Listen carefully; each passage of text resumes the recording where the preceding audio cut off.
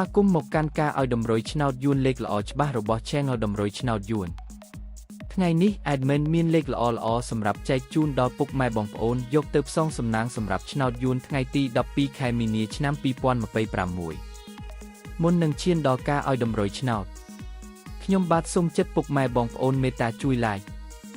Subscribe Comment និងដាក់សញ្ញាកណ្ដឹងឲ្យ Admin ម្នាក់មួយផងដើម្បីជាការលើកទឹកចិត្តក៏ដូចជាដើម្បីតាមដានវីដេអូតម្រុយឆ្នោតថ្មីៗផងដែរ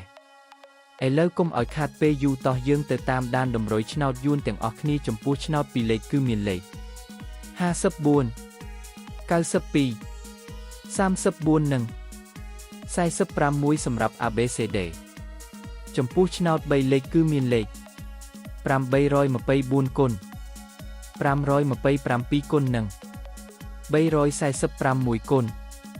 សម្រាប់លេខអូខ្ទង់គឺមាន30និង90សម្រាប់លេខអូបាទឥឡូវនេះវីដេអូតម្រុយឆ្នោតរបស់ Admin គឺបានដល់ទីបញ្ចប់ហើយខ្ញុំបាទសូមជូនពរពុកម៉ែបងប្អូនដែលបានយកតម្រុយឆ្នោត Admin យកទៅផ្សងសំណាងជូនពរឲ្យហេងៗគ្រប់គ្នាចាក់ត្រូវគ្រប់គ្នាជម្រាបលាជួបគ្នាថ្ងៃស្អែកបន្តទៀត